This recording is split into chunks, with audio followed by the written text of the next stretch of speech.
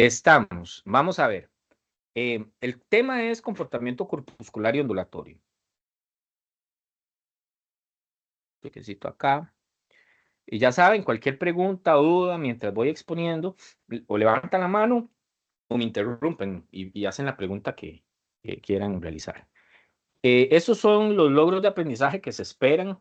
Ahí ustedes los van a leer en la carta, en la orientación académica. Vea que para el examen se espera que ustedes puedan solucionar problemas donde hayan fenómenos de absorción, emisión, dispersión de fotones, efecto fotoeléctrico y dispersión de Compton. Por eso, cuando hablemos de eso, traten de ponerle cuidado a las ecuaciones para más o menos tener una idea de cómo utilizarlas. La otra semana esperemos sacar el rato para hacer problemas.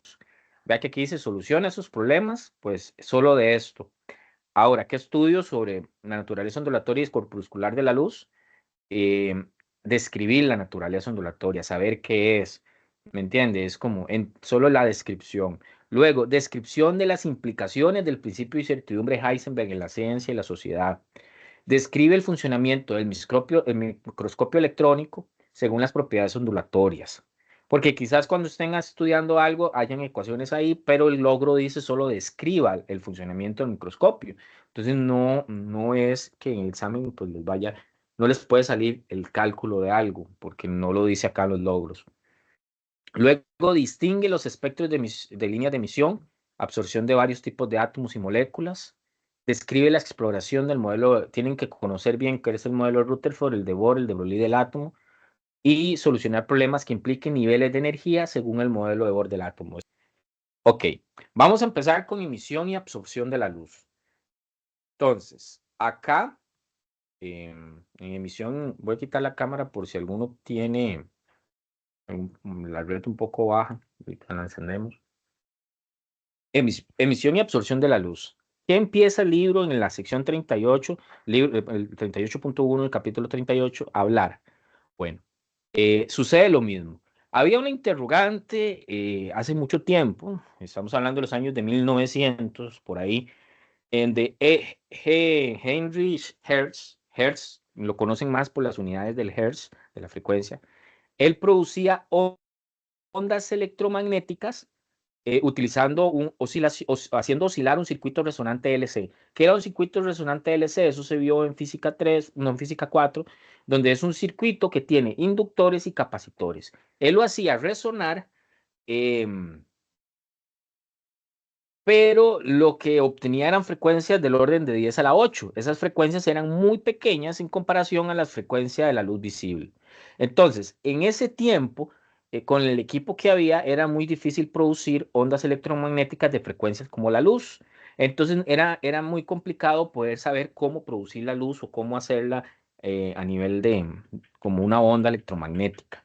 Entonces, en 1900 eso hacía que hubiesen desafíos de cómo explicar los espectros de línea, el efecto fotoeléctrico y los rayos X, porque eran fenómenos que se sabía que habían, se sabía la existencia de los rayos X, se sabía del efecto fotoeléctrico, que ahorita lo vamos a ver, y se conocía los espectros de línea, pero no se podían entender porque no había el equipo suficiente para producir ondas electromagnéticas del orden de 10 a la 15 Hz.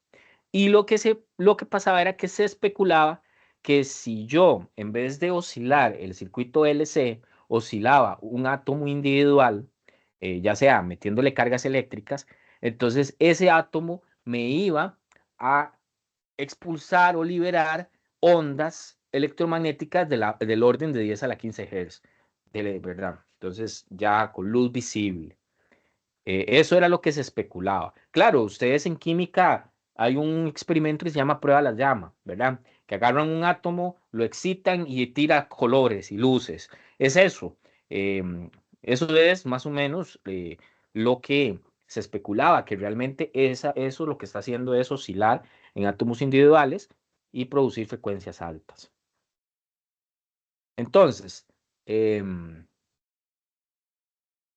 se empezó a estudiar los espectros de línea, qué eran los espectros de línea en ese tiempo.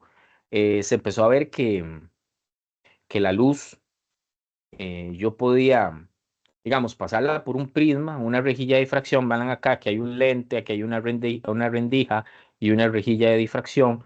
Yo lo podía pasar la luz por ahí y sucedía algo vacilón.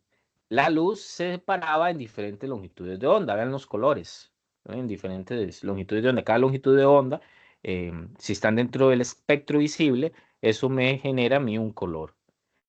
Se conocía estos dos casos que están ahí en la imagen, el de la izquierda, un sólido caliente. Lo que me generaba era un espectro continuo. ¿Qué es un espectro continuo? No sé si logran ver esos colorcitos que tiene la pantalla. Son un color y luego inicia el otro color y luego el otro color como una barra seguida de color, digamos, como si fuera un rectángulo. En cambio, si yo hacía el experimento y en vez de poner un sólido o caliente o un líquido, y yo llegaba y ponía un gas, como en el de la derecha, este de acá, cuando pasaba la rejilla de difracción y llegaba a la pantalla, lo que se obtenía eran un espectro diferente de líneas. Eso es lo que vamos a conocer como espectro de líneas. Esos colores. Ves que ya son unas líneas paralelas y aisladas, hay un espacio entre ellas. Eso es lo que se conocía en ese momento como un espectro de líneas. Entonces era la forma de analizar la luz, pasándola por rejillas y ver qué proyectaba en la pantalla. Em, Eso es meterle luz a ya sea a un sólido o a un gas y ver qué proyecta. Era lo que se sabía en ese momento, ¿verdad? Eh, Otra cosa que había en ese tiempo, eso es claro que esto es antes de que apareciera la mecánica cuántica. Son como las ideas que había y las cosas que se había hecho para entender la luz, que como se sabe, no existía un equipo suficiente para generar esas frecuencias altas y poder entenderla de una manera ¿cómo es? Experimental de esta manera. Entonces, estos eran los experimentos que habían y habían muchas interrogantes sobre esos experimentos. Estaba el efecto fotoeléctrico. En 1887, eh, estos experimentos, Hertz estaba haciendo experimentos con ondas electromagnéticas y dentro de esos experimentos con ondas electromagnéticas descubre el efecto fotoeléctrico. ¿Qué es esto? Que digamos, la luz, esto que está acá, es representación de una onda, ¿verdad? Una onda electromagnética de la frecuencia de la luz, por decir así, ya sea ultravioleta, no sé, o luz visible. La cosa es que esa luz, cuando llegaba y chocaba con una superficie metálica, ¿qué es una superficie metálica? Un montón de átomos unidos que tienen un núcleo, ya sabemos, y tienen electrones ahí girando alrededor del núcleo o moviéndose alrededor del núcleo. ¿Qué pasaba? Que de alguna forma la superficie absorbía la energía de la luz que venía y esa energía era tan grande que podía superar la atracción entre el núcleo y los electrones. Entonces, superaba el electrón, superaba esa atracción, o sea, la energía hacía que el electrón saliera expulsado hacia el espacio circundante, saliera. Entonces, ¿se acuerdan qué es electricidad? La electricidad es el movimiento de un electrón de un punto a un punto, eso es electricidad. La corriente que llega a nuestra casa es porque los cables de cobre hay electrones que se están moviendo y al moverse generan electricidad. Entonces, ¿qué producía mandar luz a una placa metálica? Pues producía electricidad. Y eso era algo que intrigaba a los científicos y no se podía comprender con la física clásica. Esto era algo que a la física de su momento no lo podía explicar. ¿Cómo es que la energía, la luz llega, se mete en un metal y hace que genere electricidad? Entonces, ahora vamos a hablar un poquito de esto del efecto fotoeléctrico. ¿Me avisan si se va entendiendo más o menos la idea de lo que se creía en ese momento acerca de ondas electromagnéticas y la luz? Sí, profe. Sí, ok. Ahí me van avisando si hay algo que no se entiende. El efecto fotoeléctrico, entonces. El efecto fotoeléctrico ya empieza a trabajarse por los científicos. em, Y se comprende que realmente es la emisión de electrones cuando la luz choca contra una superficie. Para que el electrón pueda salirse de esa superficie, digamos, vea que ¿qué tiene? Esto verde representa los protones y neutrones. No es que sean así, pues es una representación. Y lo naranja representa los electrones. Para que el electrón pueda salir, ese electrón debe absorber energía suficiente. ¿De quién? De la radiación que incide. ¿Quién es la radiación que incide? La luz que le estemos tirando a la placa. Esta atracción, digamos, la atracción que hay entre el núcleo y los electrones, van a producir una cosa que se llama una barrera de energía potencial. Y eso es lo que confina a los electrones al interior del material. Si la energía no es suficiente para que el electrón salga, el electrón no sale. Tiene que ser una energía, una determinada cantidad de energía para que ese electrón pueda salir. Entonces hablamos de una cantidad mínima de energía. Esa cantidad mínima de energía que debe ganar un electrón para escapar es lo que le llamamos función de trabajo y la vamos a representar con un phi en la ecuación matemática. Em, entonces, cuando veamos la ecuación ahorita más adelante, ese phi, ese ángulo, no es, bueno, ese ángulo lo que vamos a llamarle función de trabajo. Demostración del efecto fotoeléctrico. ¿Cómo se demostró? Em, bueno, más que todo fueron estos dos científicos. Por aquí yo creo que más adelante tengo una imagen de ellos. Estos dos, de acá. Bueno, Wilhelm y Philip. Eso más o menos estamos hablando entre 1886 a 1900. ¿Qué es lo que hicieron ellos para demostrar que el efecto fotoeléctrico funcionaba y más o menos darle una explicación? Bueno, este aparato más o menos muestra ese experimento y lo que se tenía eran dos electrodos conductores, o sea, el positivo y el negativo, ánodo y cátodo. Recuerden que ánodo negativo y cátodo positivo, y están dentro de un tubo de vidrio. ¿Quién es el ánodo? Esta varillita de acá. ¿Y quién es el cátodo? Esta lámina que tenemos aquí. Eh, Dentro del tubo, pues hay vacío, porque la idea es que nada interfiera con este experimento. Y lo que está conectado el ánodo y el cátodo es con los extremos de una batería. Aquí con esta FEM. Son los extremos de la batería. Esa batería pues va a generar un diferencial de potencial y cuando se genere eso va a hacer que la corriente empiece a fluir, o sea, un flujo de electrones. Y por lo tanto va a haber un campo eléctrico y demás. Vean el campo eléctrico acá, donde se representa con estas rosaditas, ahí. Y esto, luz monocromática, es que se incide una luz ahí, que pase por ahí. Em, la luz, esta luz, bueno, esto está en funcionamiento, hay un transporte de electrones, todo esto ya está cargado y demás. El galvanómetro va a tratar de medir la corriente, o sea, la corriente que pasa por el galvanómetro. Entonces, va a haber una corriente ahí por el instrumento, ánodo, cátodo, batería, va a estar pasando una corriente ahí, normal, una corriente que está por el circuito, pero la idea es mandarle luz para ver si hay un cambio en esa corriente. Entonces, si hay un cambio en esa corriente es porque la luz está pegando con el cátodo, que sería la lámina de metal, y está expulsando electrones. ¿Se entiende eso? Me avisan ahí si se está entendiendo lo que ellos querían ver. O está un poco, ok. Entonces, la idea es tener un circuito con una corriente ahí, mandarle un poco de luz al cátodo, que es esa lámina, y ver luego qué detecta el galvanómetro, ¿verdad? A ver si detecta más corriente. Entonces, em, la luz que llega a la superficie del cátodo, aquí esto amarillito, que es esa lámina, va a crear una corriente en el circuito externo, y eso lo mide el galvanómetro. Ellos, Holwash y Leonard, estudian la forma en que esta fotocorriente varió en función del voltaje. Qué sé yo, si le meto más voltaje, ¿cómo me cambia? Si meto más frecuencia, ¿cómo me cambia? Y si la intensidad de la luz aumenta o disminuye, ¿cómo me cambia? De hecho, esto lo van a tener ustedes que hacer en el laboratorio, algo similar en la simulación.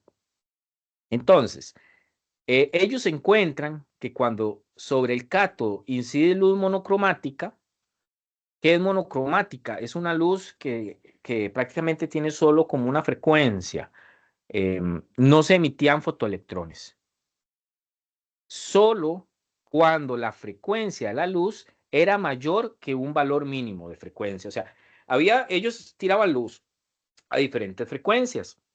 Cuando llegaban a un valor de frecuencia, de ahí para allá, ya sí empezaba a emitir electrones el cátodo. Entonces, esa frecuencia le llamaron frecuencia de umbral. Entonces, ¿qué es la frecuencia umbral? Es la frecuencia mínima que se necesita para que y se dé o inicie el efecto fotoeléctrico. Conforme el electrón se mueve del cátodo al ánodo, sí se dieron cuenta que el potencial V sub 0 disminuía y se efectuaba un trabajo negativo con este valor. 2 electrón volt sobre el electrón. Eso los ayudó a ellos, bueno, a entender un poquito cómo estaba funcionando. Entonces, ¿cuál es el trabajo total de esto que está pasando?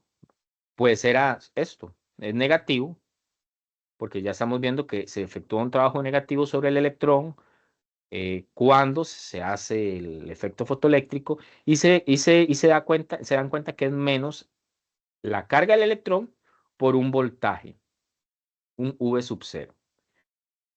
Y esto es igual al cambio de la energía cinética, que es igual pues, al negativo de la energía cinética final. ¿Cuál es la energía cinética? Un medio de la masa, la velocidad que tenga ese electrón al cuadrado, igual a electronvolt sub 0. Y estas ecuaciones pues, son importantes para poder entender esa expulsión del electrón después de que se emite. Pero eso sí, solo para una frecuencia mínima sucede esto. Y esa frecuencia mínima pues va a depender del material del cátodo. Claro, porque si el cátodo es de cobre, va a ser diferente la cantidad de energía que necesita los átomos de cobre para poder liberar el electrón si hubiera sido aluminio u otro material. Eso va a depender hasta de la nube electrónica que tenga ese, ese átomo. Luego, eso se entendía de esa manera ya porque ellos lo analizaron y lo estudiaron, pero todavía habían sus dudas, porque la duda era por qué solo a una frecuencia determinada. ¿Por qué no puede pasar que yo le meta un poquito de energía al átomo, luego le meta más, luego le meta más y cuando ya se acumule la energía necesaria salga disparado el electrón? Porque eso no pasa. Cosillas así, eran dudas que ya se empezaban a generar y entonces tuvo que aparecer Einstein con una explicación un poquito más profunda acerca del fotón. Ya estamos hablando que es muy similar, es 1905, en los mismos años, Albert Einstein, y por eso fue que le dieron el premio Nobel a Einstein. A Einstein no le dan el premio Nobel por la relatividad, sino por esta discusión. Ajá, había una pregunta por ahí. No, ok, vamos, sigamos. Entonces, eh, él lo que hace es basarse en una hipótesis que hizo un señor que se llamaba Max Planck, y él postula que el rayo de luz realmente no es una energía continua que se va, sino que o sea, la luz en sí no es como algo continuo, sino son paquetes de energía. Y él le llama fotones, que es esto de los cuantos, que ya esto se usa mucho en la cuántica. Entonces, la energía no es continua, sino que ya sería como discreta y sería en cuantos. Entonces, un fotón eh, que llega a la superficie, es absorbido por un electrón. Entonces llega a la luz, lo absorbe un electrón. Esta transferencia de energía él le llama que es un proceso de todo o nada.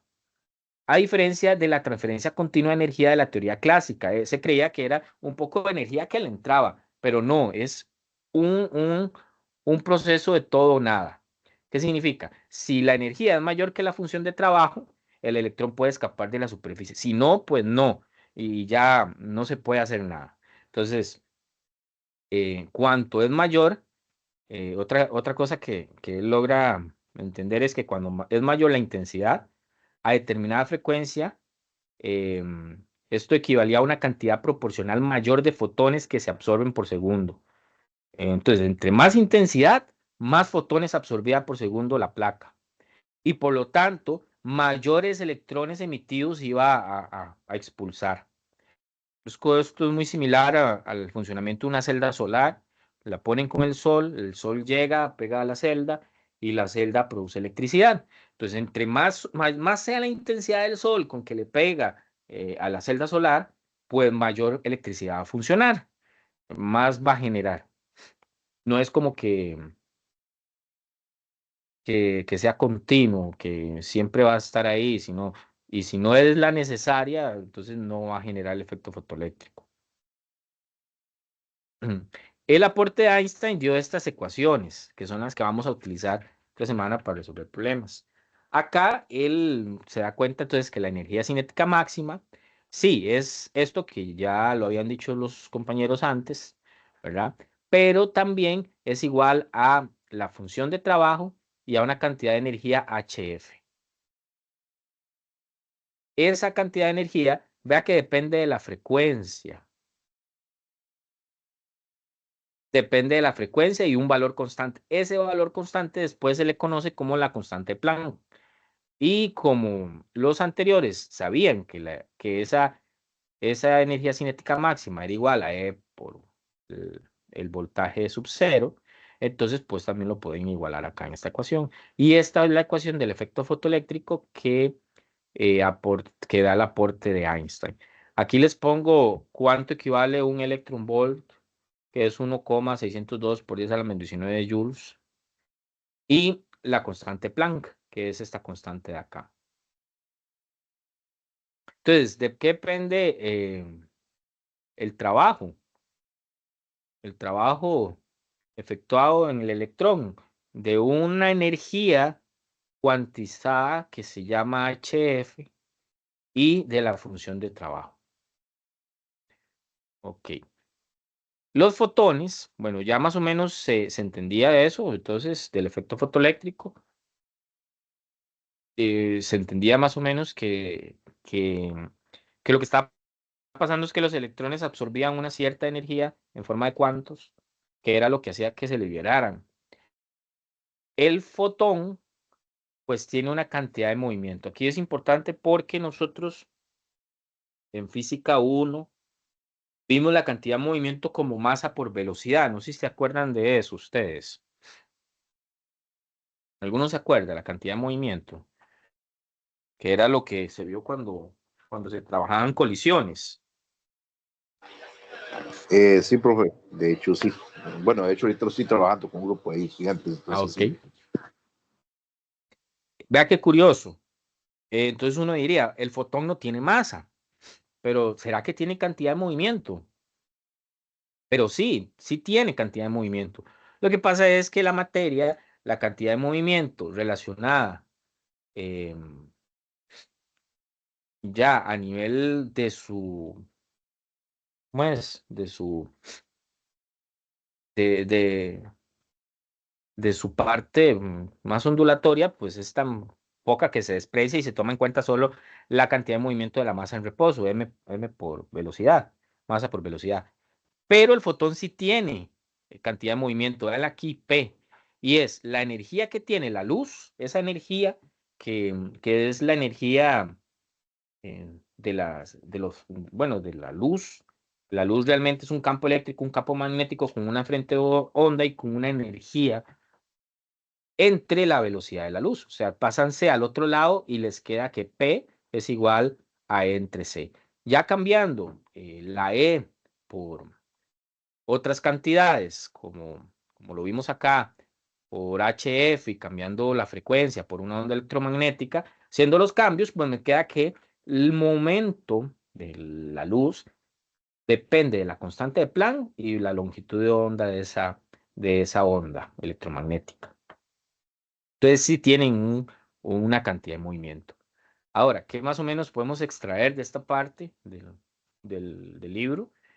Que hay un concepto de cuantización y se aplica a todas las regiones del espectro electromagnético. ¿Qué quiere decir eso? Que realmente hay una cuantización para todas las ondas electromagnéticas, siendo luz ultravioleta, luz espectro visible, el infrarrojo y lo que no está dentro del del espectro visible, los rayos X, los microondas, todo esto tiene un concepto de cuantización, que vamos a tener una cantidad de movimiento que, aunque no tenga masa, pues la tiene y depende de la constante de Planck y la longitud de onda de la onda electromagnética. Un fotón de radiación electromagnética con una frecuencia F y una longitud de onda lambda, pues va a tener una energía E. Em, Esto, relacionándolo con la teoría especial de la relatividad, em, toda partícula con energía también tiene que tener una cantidad de movimiento, aún no tenga masa en reposo. Entonces, eso, aunque esto viene de la relatividad, ¿cómo es esta afirmación? Aunque no tenga masa en reposo, tiene que tener cantidad de movimiento, ¿verdad? Que eso también tiene que ver con los postulados de la relatividad. Aunque la luz no tenga masa, tiene que cumplir los postulados de la relatividad. Los fotones tienen cero masa en reposo.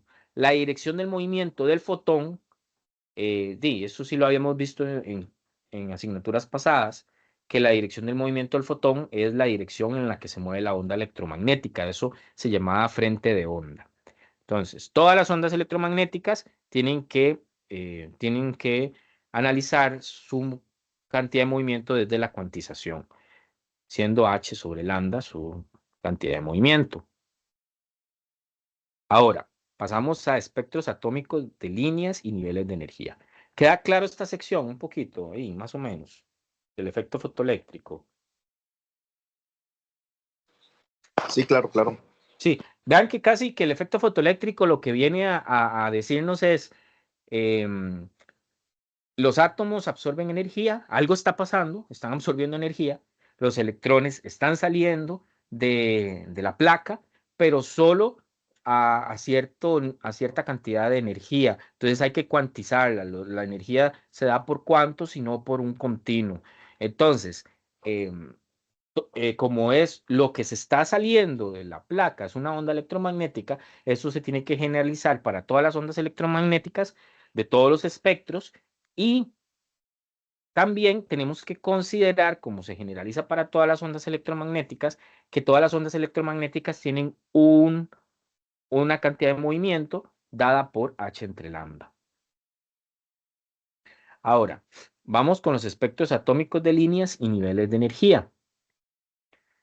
Acá ya se está estudiando un poquito la emisión de los fotones, pero mediante átomos, ¿verdad? Porque el efecto fotoeléctrico da a entender esto. Entonces, si yo le meto una cierta intensidad de fotones a un átomo o una energía a un átomo, lo hago vibrar, ¿qué me va a emitir? Entonces, la emisión puede comprenderse en términos generales con dos ideas fundamentales. Una, que es el concepto del fotón, y la otra, el concepto de niveles de energía de los átomos. Acá entra Bohr, que combina esas dos ideas. Entonces, él combina la idea del fotón y los niveles de energía. Entonces, aquí es donde entra algo muy bonito para entender el átomo. El modelo atómico de Bohr es una versión temprana del modelo atómico que va a describir los electrones como partículas que giran alrededor del núcleo en órbitas circulares, similares al planeta alrededor del Sol. O sea, es un modelo temprano a eso. Pero lo importante del modelo de él es que propone que los electrones ocupan niveles de energía. Entonces ya él empieza a decir, no, el electrón, lo que le está pasando, que sale un fotón de ahí, de ese átomo, es porque el electrón ocupa niveles de energía y dentro de ese nivel de energía, él puede emitir o absorber energía. Y eso es lo que le va a permitir saltar de un nivel a otro. Entonces como que ahí ya se empieza a ver eso. Em, la emisión de fotones mediante átomos ya empieza a verse que sí se da así.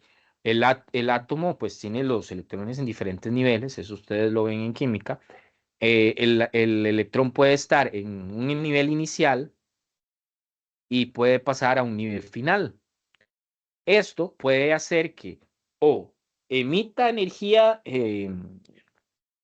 como radiación o que más bien absorba energía. Entonces aquí podemos ver la ecuación de la energía del fotón emitido, vea que es muy similar a lo que habíamos hablado del efecto fotoeléctrico, HF, ¿verdad? Claro, como el efecto fotoeléctrico, para poder liberarse, pues por eso se le necesitaba la función de trabajo. Entonces, por eso dependía de la función de trabajo para poder liberarse. Pero acá estamos hablando de la energía que se emite en ese átomo. Entonces vean acá, ¿qué se ocupa para que se libere energía? Pues que el electrón pase de un nivel superior a un nivel inferior.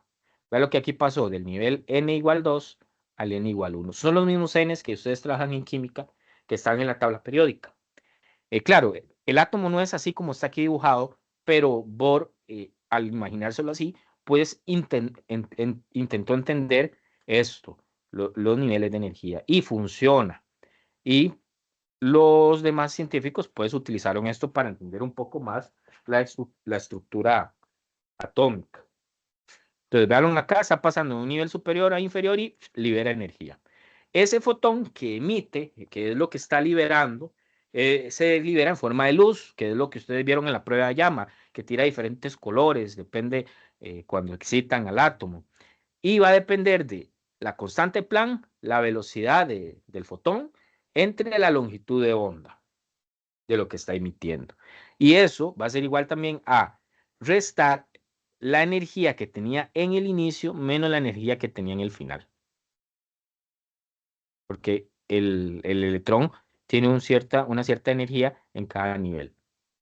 Entonces, el espectro de líneas, de hecho, es similar a esto que vimos antes.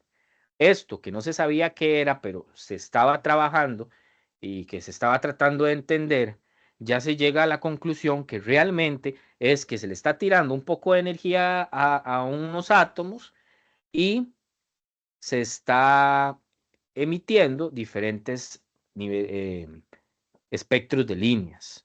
Entonces, esos espectros de líneas son causados por la emisión de fotones cuando se les da la energía específica al átomo. Cuando se emite el fotón, la energía interna del átomo va a cambiar y cambia una cantidad igual a la energía del fotón emitido. O sea, no hay pérdida. Si el electrón sale, la energía interna del átomo cambia a una cantidad igual a lo que salió la energía de ese fotón. Cada átomo va a tener un conjunto de niveles de energía posibles. O sea, no todos tienen N1, N2, N3, N4. Eso va a depender del átomo, el número de electrones y su configuración. Un átomo puede tener una cantidad de energía interna igual a cualquiera de esos niveles, pero no puede tener una energía intermedia entre dos niveles. O sea, son niveles de energía ya establecidos, porque estamos cuantizando la energía. No es como que, este nivel tiene tanta energía y después que le pasó algo tiene otra cantidad de energía. No, son niveles ya establecidos. Ahorita lo vemos en una imagen. Todos los átomos aislados de determinado elemento tienen el mismo conjunto de niveles de energía, pero los átomos de distintos elementos tienen diferentes conjuntos. O sea, puede que tengan solo N1 y N2, el otro tenga N1, N2 y N3, pero el N1 y el N2 se comparten similares. Bohr lo que trata de entender es que un átomo puede hacer una transición de un nivel de energía a uno de menor energía al emitir un fotón. Y ese fotón que emite es la diferencia de energía entre los dos niveles iniciales. ¿Ves? Por eso, la diferencia de energía entre los dos niveles es ese fotón que sale. Entonces es muy fácil de saber cuál es la energía del fotón emitido. Y si conocen la energía del fotón emitido, pues H y C son constantes. H es la constante Planck, C es la velocidad de la luz. Entonces podríamos saber la longitud de onda de ese fotón emitido. Y con la longitud de onda, ustedes se van al espectro electromagnético y si está dentro del visible pueden saber qué color es el que está emitiendo el fotón desde un cálculo ya matemático. No sé si se entiende más o menos. Ahí me avisan. Ponen la manito o algo así. O está un poco confuso. Sí. Profesor, una pregunta. Sí, efectivamente, entonces cada vez que se pasa de un nivel a otro se está liberando específicamente, digamos, el valor de un fotón.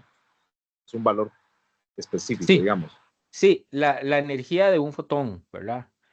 Que Ajá. depende, la energía, no, depende de esa energía, ese paquete de energía, depende de esa energía, ustedes pueden saber qué longitud de onda tiene. No todos los fotones emitidos tienen la misma energía. Eso va a depender de dónde a dónde hizo la transición. Ah, ok, entonces, Sí. sí, digamos, por ahí va la duda mía. Entonces, efectivamente, digámoslo así, no es que un fotón contiene todo el espectro, sino específicamente un sector del espectro. Es una línea apenas, sí. Ahí se van Ah, a liberar un montón de fotones, porque los fotones no es como una partícula. Bueno, sí, pero el concepto de partícula es un poco complejo. El fotón es algo. Entonces, el fotón puede tener diferentes niveles bueno, niveles de energía dependiendo la transición que tuvo. Eso va a producir que ese fotón tenga un espectro de la onda electromagnética. Entonces, el fotón puede ser dentro del rango ultravioleta, puede ser dentro del rango de microondas, de los rayos gamma, de los rayos X o diferentes espectros. entonces, cuando se habla, por ejemplo, de luz blanca, estamos hablando de una fuente que emite muchos fotones, digamos, prácticamente en todas las longitudes, Correcto, para sí, que se haga la sumatoria y mire la luz sí, blanca. a simple vista, correcto. Sí, pero Sí, si lo sí, sí, viéramos en el exactamente. espectro de líneas, pues tendríamos un espectro con diferentes líneas de diferentes colores, de todos los fotones que está emitiendo. Ujú. Ah, ok, ok, perfecto, sí. Sí. Ahora Sí, bien, de hecho, se emite solo si está pasando de un nivel superior a uno inferior. ah, Sí. Porque si el caso átomo, contrario, ajá, absorbe la perdona, energía, más caso bien. contrario es, por ejemplo, digamos, como el caso de la fotosíntesis, que Ujú. en el caso de la clorofila, recibe fotones provenientes del sol, bueno, la fuente Ajá. emisora, y ahí es donde ocurre la excitación de los electrones, que pasa a un nivel superior de energía, entonces Es correcto. este, Más ellos bien absorben. absorbe la energía. Que luego esa energía, esos fotones se va a utilizar en el proceso de la producción de ATP, ¿verdad? Exacto. Ujú. Exacto. Correcto. Entonces, esto es lo que Bohr empezó a entender. Imagínense que en ese tiempo la fotosíntesis, llegar a esta conclusión de la fotosíntesis era complicado porque esto no se entendía claramente y hasta este momento, en los años 1900 y resto, se empezó a hablar sobre esto, ¿verdad? Entonces, se empezó a estudiar el átomo más sencillo, lógicamente, que era el hidrógeno. ¿Conocen el hidrógeno? El número uno de la tabla periódica, no es número uno por al azar, sino que es el que tiene la configuración más fácil, un electrón ahí solamente. Entonces, 1913 se había ya estudiado el espectro del hidrógeno, el átomo más simple, menos masivo, y que tenía, bueno, se descubre que tiene o se analizó que tenía una serie de niveles de energía que les llamaron EN. Aquí está la ecuación, EN. ¿Qué es N? El nivel uno, el nivel 2, el nivel 3, el 4. Ustedes lo van cambiando ahí. Quiero ver la energía en el nivel uno. H es constante, C es constante y R pues también es un valor constante y eso depende del átomo. Entonces todo esto es constante, lo único que depende es el N. Entonces, ¿qué hacemos? Le vamos sustituyendo uno, 2, 3, 4 y eso me va dando los niveles de energía en cada, para el hidrógeno, porque como la energía son cuantos, bueno, todo está cuantizada, tienen que ser un valor exacto para cada nivel. Entonces, se podía comprender todas las líneas espectrales del hidrógeno con base al modelo de Bohr de transiciones de uno a otros niveles de energía. Entonces, ya si ustedes veían la línea, bueno, la línea esta que forma el espectro del hidrógeno, se podía comprender por qué este color, por qué este, por este, porque se podían hacer los cálculos y se decía, ah, y sí, porque tiene estos niveles de energía. La, ahí aparece una fórmula que es la de Balmer, que Balmer llega, es este señor que está acá, este de acá de la derecha bueno, Bohr, y el de la izquierda es Balmer. Él hizo una línea, una ecuación que le dio los niveles de energía para el átomo de hidrógeno. claro, solo para el átomo de hidrógeno. Aquí están las líneas espectrales del hidrógeno. ¿Y qué es lo que tira? Vea lo que tira, qué bonito. Tira un fotón que le llamaron H infinito, que tiene una longitud de onda 364,6 nanómetros. Luego un fotón de 410,2 nanómetros, otro de 434, uno de 486 y otro de 656 nanómetros. Ahí. Estas líneas de acá, las que están aquí dibujadas en azul, están dentro del ultravioleta. No, perdón, esta es la de 324, es la que está en ultravioleta. Luego del este que se llama H sigma al H alfa, todas están en la región del espectro visible. Entonces, tenían hidrógeno y usted lo excita y le hace esto, pues va a haber una coloración ahí. Esas del espectro visible son H alfa, H beta, H gamma y H sigma. Ahora, ¿cómo se pueden calcular estas longitudes de onda? Con esta ecuación de acá, que es la serie de Balmer, que funciona para el hidrógeno perfectamente. Ya se entiende un poco lo de la línea espectral. No sé, con este ejemplo de Balmer. Sí, de hecho, quería hacerte una consulta con respecto a lo del hidrógeno alfa. Usualmente, digamos, en espectroscopía, digamos, cuando se hacen análisis de la emisión de luz, por ejemplo, de una estrella, una de las líneas más marcadas siempre es la del hidrógeno alfa, precisamente porque pinta invisible y además de Ujú, eso, porque claro. es muy característica, digamos, este, y sirve, si mal me equivoco, mucho como marcador para determinar si hay un enrojecimiento Sí, sí, claro. de la luz. Sí, eso lo vamos a ver cuando veamos el ciclo de vida de las estrellas, porque las Ajá, estrellas más nuevas, ellas, la mayor cantidad de combustible que tienen haciendo fusión nuclear es hidrógeno. El sí, hidrógeno se fusiona y forma helio. Entonces, dependiendo de la línea espectral que tire ella, podemos decir, mira, pucha, esa estrella es nueva porque lo que tiene más es hidrógeno. Podemos hasta hacer un cálculo de qué tanta cantidad de hidrógeno y helio tiene para más o menos ver cuánto le queda. Pero es algo, ¿verdad? Complejo. Pero sí, por ahí exacto. anda. Lo que quería consultar ahí es, digamos, viendo ya las otras líneas de emisión del hidrógeno y tratando de hacer una referencia a lo anterior, cada línea de estas equivaldría a un nivel diferente de emisión, a un nivel, digamos, A una transición diferente, sí, correcto. ajá, Ujú. A transiciones ok, distintas. ajá, ok, perfecto.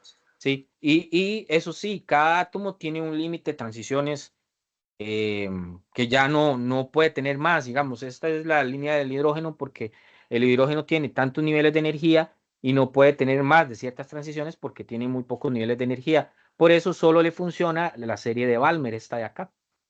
¿Que cuántos niveles tiene? Tiene dos niveles de energía, por eso se pone este 2 acá. Que eso es lo que vamos, creo que con la otra diapositiva. Hay más series de líneas espectrales, porque la serie de Balmer corresponde a una transición de un nivel de n igual 3 o mayor solo al nivel n igual 2. Entonces, ya hay otras como la serie de Lyman, vea que aquí se pone un 1, la de Paschen, la de Brackett, la de Fong, que ya empieza a incluir otros niveles. La de Lyman en 2, 3, 4, el Paschen 4, 5, 6. Entonces, un ejemplo de la de Lyman, el nivel final siempre es n igual 1. Para la de Paschen, el nivel final es n igual 3, este numerito que acá que va aquí. Para la de bracket es n igual 4. Entonces imagínense que para bracket, para poder que los electrones lleguen a un nivel inferior y el último sea el 4, entonces tiene que ser un átomo más complejo que tenga niveles 5, 6 para poder pasar al 4, ¿verdad? Para la de Fon tiene que ser electrones, digo, átomos más complejos que tengan niveles de 6 para arriba para que puedan pasar al 5, ¿lo ve? Entonces, con niveles mayores a 6 llegan solo hasta el 5. La de Bracket con átomos que tengan niveles mayores a 5 para llegar al 4. La de Paschen, átomos que tengan niveles mayores a 4 para pasar al 3. y la de Lima, pues que tengan más de 2 para pasar al 1. Eso es las líneas espectrales. Estas son las ecuaciones que se usan ya para analizar, pues, otras líneas espectrales más complejas. Profesor, una pregunta, disculpa. Ujú. Entonces, por lo que veo ahí, lo que está explicando, las series de Brackett y Pond son las que podían utilizarse mucho para explicar emisiones radiactivas, por ejemplo, de átomos radiactivos, digamos, el uranio y Correcto, eso. sí. Ujú. Muchos Claro, niveles de porque energía, ellos son más complejos.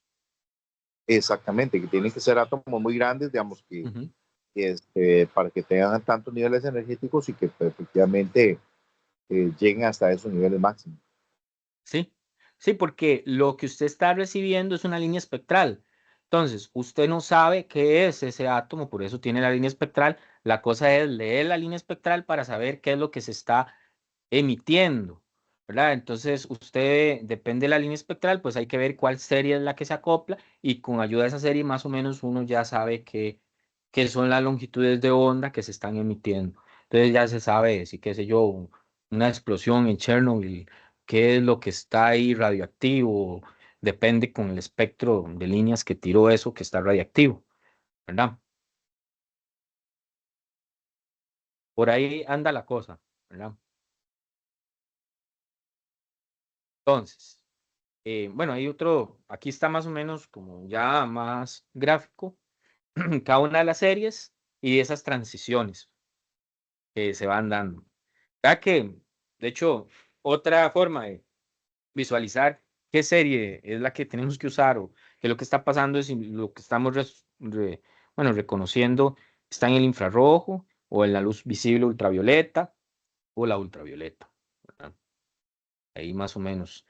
Claro, el átomo no funciona así, pero esto le ayudó a, imagínese, a Bohr a entender un montón de cosas que antes no se entendían cuando se analizó esto del espectro de líneas.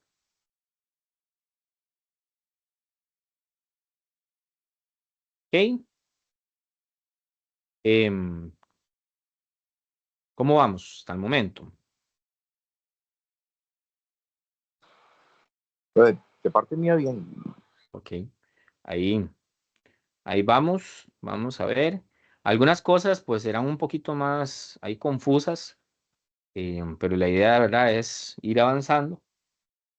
Porque estos temas, muchos de estos temas, pues son temas que ya se salen de las manos hasta para un físico y que ya se mete más en el trabajo de un, qué sé yo, un físico especializado en partículas, que lo vamos a ver más adelante, o un físico especializado en algo en sí.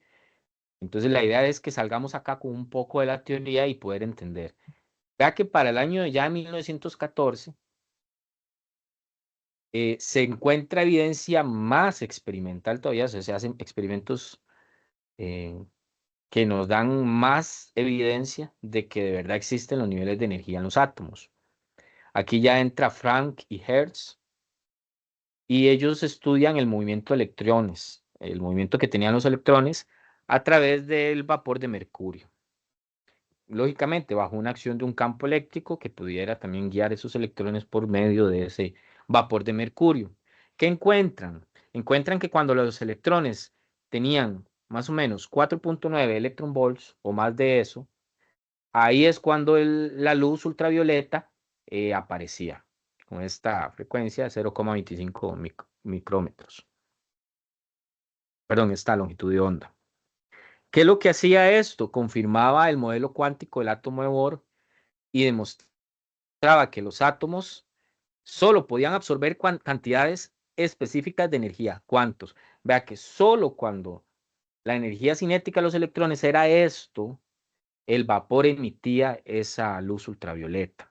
Entonces, como solo para una cantidad específica, entonces sí confirmaba más o menos este modelo cuántico del átomo de Bohr.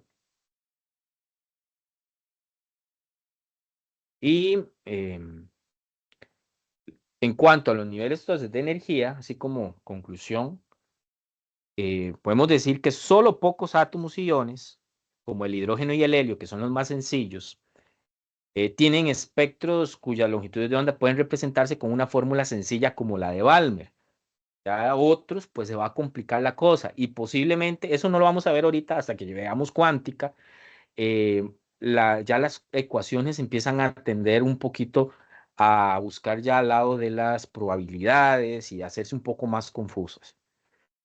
Pero siempre es posible analizar los espectros más complicados em, deduciendo valores numéricos. ¿Y cómo se deducen esos valores numéricos? Como vimos con las otras series, por medio de el espectro de líneas y viendo las longitudes de onda que tiene ese espectro. Es una deducción y ahí más o menos se llega a un resultado que nos puede dar una veracidad, ahí más o menos con una incertidumbre de qué es lo que estamos estudiando. Pero lo que sí podemos estar seguros es con el hidrógeno y el helio, porque son los átomos más sencillos que estas fórmulas pues, nos pueden ayudar. Cada átomo tiene un nivel mínimo de energía, eso tenemos que saberlo. Y este mínimo de energía es el que incluye el estado de energía interna mínima que puede tener el átomo. A eso le vamos a llamar nosotros nivel fundamental, nos va a servir para cuando veamos cuántica. Todos los niveles más altos se llaman niveles excitados. Cuando tenemos un fotón que corresponde a determinada línea del espectro, este se emite cuando un átomo hace una transición, ya eso lo vimos como conclusión, y siempre va a ser de un estado, de un nivel excitado a otro con un nivel menos excitado o al nivel fundamental. No va a haber una emisión si más bien lo que, como decía el compañero, se está pasando de un nivel menos excitado a uno más excitado. ¿Por qué? Porque para hacer eso, el electrón, pasar de un menos excitado a más excitado, necesita absorber energía. Entonces no estaría más bien emitiéndola, sino más bien absorbiendo. Em, un caso de un átomo más complejo es el sodio. Vean que ya los niveles de energía son un poco ya, poco extraños. Entonces ya el analizarlo se vuelve un poco más complejo. Esto es como para nada más ver el ejemplo de que esas transiciones de niveles de energía es lo que en la química, cuando ustedes ven la prueba de la llama, tira una coloración. Digamos, en el sodio, cuando ustedes lo ponen en la prueba de la llama y tira la coloración amarillo-anaranjado, lo que ustedes están viendo es estas dos longitudes. La de 589,0 nanómetros y la de 589,6 nanómetros. Esas son las transiciones que producen esa coloración. Nada más que en química, pues se hace de forma cualitativa, ¿verdad? Porque pues hacerlo cuantitativo ya se necesita mucha matemática. Tanta que no lo vamos a hacer ni en esta asignatura para el caso del sodio. Ya tendríamos que llevar un curso ya más propio de esta área. Bueno, ahora vamos a ver un poquito el átomo nuclear, conceptos de esto, de la sección 38,4. Ahí cuando empiecen a leer el libro, pues van a ir profundizando más en esto que estamos hablando. El átomo nuclear, aquí, esta sección, lo importante es que ustedes vean todos los modelos del átomo, ¿verdad? Yo no los voy a ver todos, sino voy a hablar solo unas cositas importantes que van dando pie a la cuántica, que sería bueno, voy a tratar de compartirles, por si no recuerdan, un video que hable de todos los modelos, de Thomson, desde el budín de pastas hasta Bohr, todos, ¿verdad? Como para ir viéndolos e ir entendiéndolos un poco. No es que todos estén mal, cada uno aporta algo, un conocimiento nuevo que va a llevar al modelo que ya la cuántica utiliza para la descripción del átomo. En este caso, Rutherford, este señor hace una exploración muy interesante porque ustedes saben que un átomo son mucho más pequeños que una longitud de onda de luz visible. Entonces, no es como que yo agarre la luz, un microscopio óptico y pueda ver el átomo. Es como muy complicado. Pero podemos describir cómo están distribuidas la masa y la carga eléctrica en el átomo. Eso fue lo que él intentó hacer, ver cómo estaba distribuida la masa y la carga eléctrica en el átomo, porque antes de él había ahí como una cosa de que no se sabía cómo estaba distribuido. No sé si han visto el modelo del budín de pasas, donde se cree que está todo distribuido en una misma masa completa, no como ahora. Entonces, él empezó a analizar eso con sus experimentos. Él lo que quería era sondear la estructura interna del átomo y él hace unos experimentos de dispersión.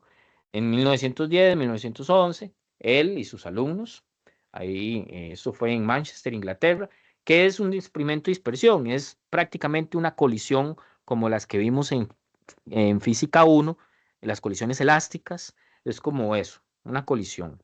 Entonces, él lanzaba partículas cargadas hacia hojas delgadas, unas hojas delgadas de un material, y observaba desviaciones en las partículas. Él tenía pensado, estoy mandando, eh, lanzando partículas hacia un átomo, algo tiene que pasar y depende de esas desviaciones vamos a analizar qué es lo que tenemos como estructura.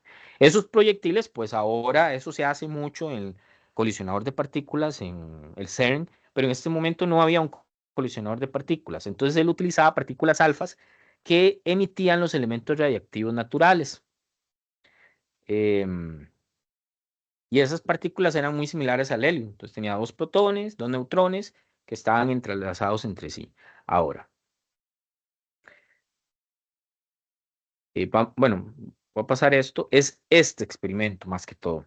Voy a explicarlo así súper rápido. Ahí después en la presentación, si quieren, ven cada uno de estos detalles. ¿Qué se hacía? Hay una fuente de partículas alfa, se dispara bajo un banco de oro, una hoja de oro, y se ven las desviaciones. Las partículas alfas eran tan pequeñitas que podían traspasar el oro. Entonces, depende de la estructura que tenían los átomos del oro, pues tenía que generar una desviación. Para Thomson, el ángulo de dispersión tenía que ser algo así, como aquí. Una partícula alfa tenía que ser dispersada con un ángulo pequeño. Lo raro es que para Rutherford, pues le dio esto, que el ángulo de dispersión era súper grande.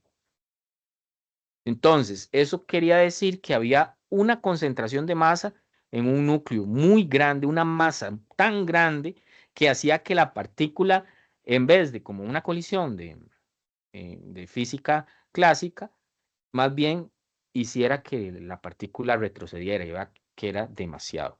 Entonces, una frase que decía él cuando hizo el experimento fue, casi el invento más increíble que sucedió en la vida. Casi tan increíble como si usted hubiera disparado un cañón de 15 pulgadas contra un trozo de un pañuelo desechable y rebotara y le pegara a usted. Entonces era algo que no se creía. Entonces, ahí más o menos, aquí les pongo poco a poco. Tenemos una sustancia radiactiva en el lado izquierdo, esta, emite partículas alfa, con pantallas gruesas de plomo. em, ¿Para qué? Para detener algunas partículas. Recuerden que el plomo tiene mucho de partículas radiactivas, pero trata de que por lo menos pase un haz angosto por unos agujeros pequeños. Entonces, eso me permite que no se vayan todas ahí desordenadas, sino dirigidas totalmente disparando a la lámina de oro. El haz atraviesa un blanco formado por una hoja delgada de oro, plata o cobre, también se puede usar plata o cobre, y llega a una pantalla recubierta con sulfuro de zinc. Como la pantalla de un televisor, muy similar. De hecho, con este conocimiento, pues también se permitió hacer televisores de tubos de rayos catódicos, porque es un funcionamiento similar donde se tira un haz de electrones, de fotones, un haz hacia una pantalla, bueno, un blanco que desvía los electrones de cierta manera que genera la imagen que vemos. Entonces, esto también dio pie a eso. Em, Siempre que la pantalla es golpeada por una partícula alfa, se puede ver un destello o un centello momentáneo, que es muy similar a lo que sucede en un televisor. Y Rutherford y sus alumnos contaron la cantidad de partículas desviadas en varios ángulos. Dentro del átomo, las fuerzas eléctricas causadas por los electrones y por la carga positiva es más o menos 7.300 veces mayor que la de un electrón. ¿Ves? Al ser tanto, eso es lo que generó que hubiera tanta desviación.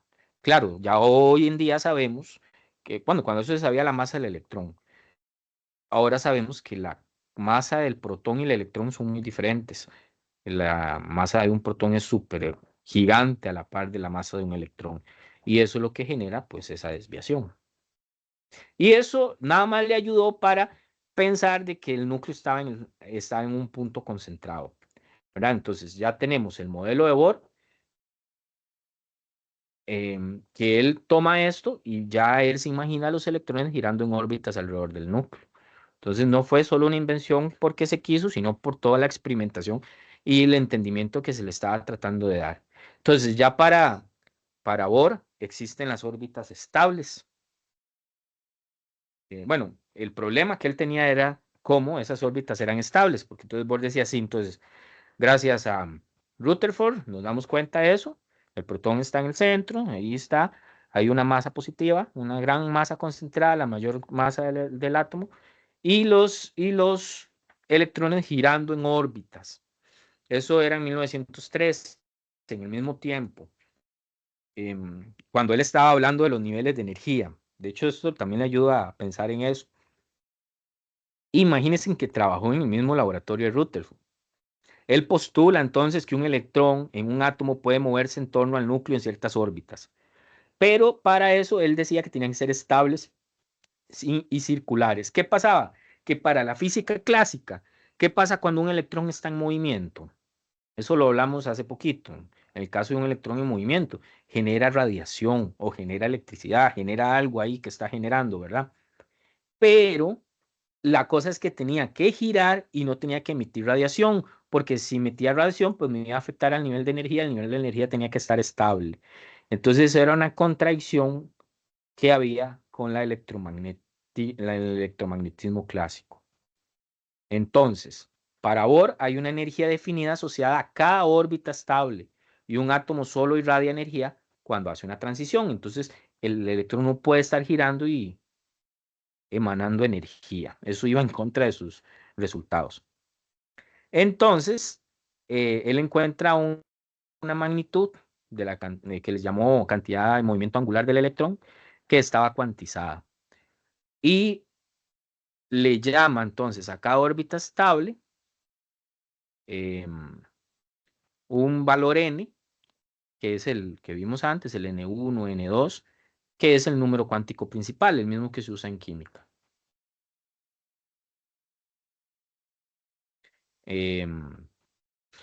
Vean qué vacilón, este modelo no es el real, pero se iba acercando poco a poco. Y aquí aparece el momento angular del electrón, que se representaba como Ln, que es la masa electrón, la velocidad que tiene en la órbita y el radio de la órbita. Entonces apareció este término Rn, que era la distancia que había entre el núcleo a la órbita en que él iba girando. Y esto de acá, pues es igual a una cantidad que ya esto sí es funcional, más funcional, hablarlo cuánticamente, que es el nivel, la constante Planck, entre 2pi. Vea que entonces solo depende, el momento angular solo depende de el valor n. Esto lo vamos a ver un poquito más complejo en el otro capítulo.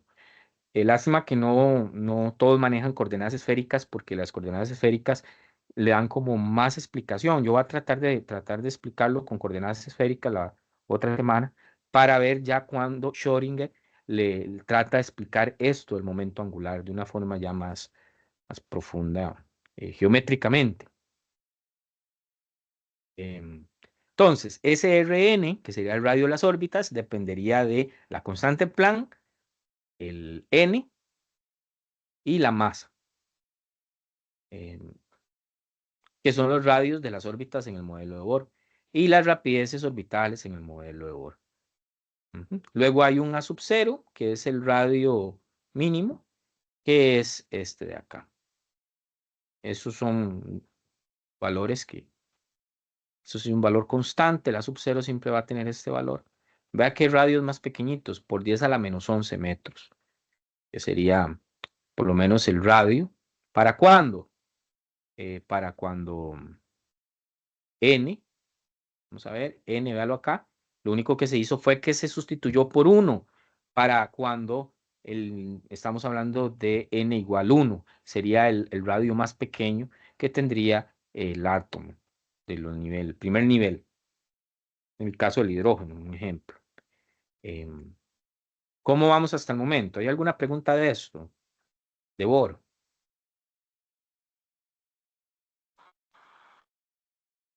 No, profe. De, Ujú. Esteban. Sí, no, que te iba a decir que, de hecho, estoy viendo ahorita el modelo atómico de Bohr desde una perspectiva muy diferente de lo que uno generalmente Ujú. lo asociaba a, digamos, a nivel académico, porque nada más, incluso con el de Rutherford y bueno, los experimentos estos que realizó con la lámina de oro, pues simplemente uno lo proponía así, simplemente demostraba que la mayoría del átomo era espacio vacío. Pero ahorita, ya viendo de esto, comprendo un poco la parte incluso del por qué el electrón tiene un momento, que tiene incluso su momento, ¿verdad? Ahí, que básicamente tiene que ver con esa cantidad de energía que va a depender al pasar de los diferentes niveles. Claro. A veces yo he visto que esto de los modelos atómicos se ve como muy así, como dice usted, como muy, es porque tiene espacio vacío, porque está en órbitas, pero realmente es una necesidad que surge en el momento como resultado de los experimentos, ¿verdad? Y vea que Rutherford nos da ese entendimiento que si no hubiera sido por Rutherford, bueno, tal vez alguien lo hubiera hecho después, o los estudiantes, pero Rutherford nos ayuda a entender que la masa estaba concentrada en el centro y era una masa muy grande, tan grande que generaba una desviación y que solo podía ser explicada de esa manera, cambiando hasta la forma que tenía el átomo pensado por eh, Thomson.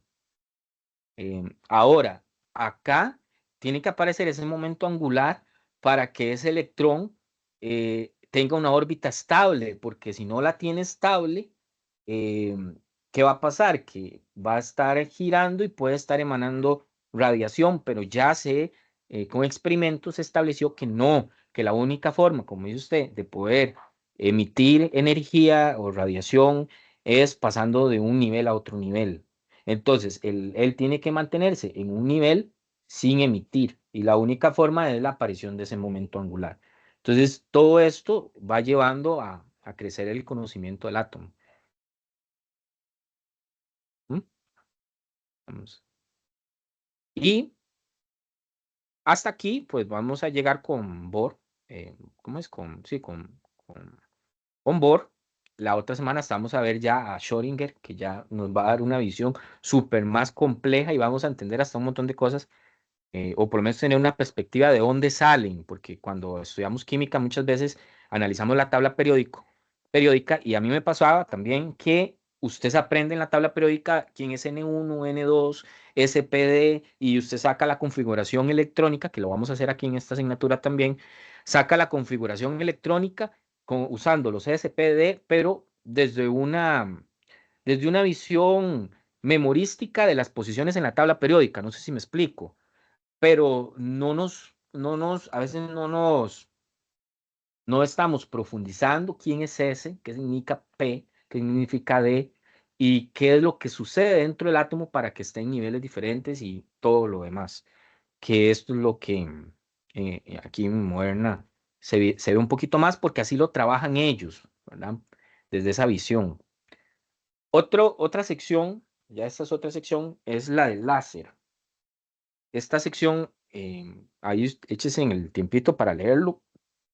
No se hacen ejercicios acá en cuanto al láser.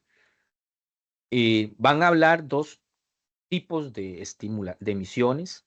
El láser, pues realmente es una emisión donde se emite un fotón y se emite otro fotón y se emite otro fotón, pero no diferentes fotones, sino que se produce algo que se, que hace que el átomo esté generando fotones a una misma frecuencia, entonces todos juntos generan una intensidad bastante grande que es el láser. Entonces, por eso el láser siempre es como monocromático.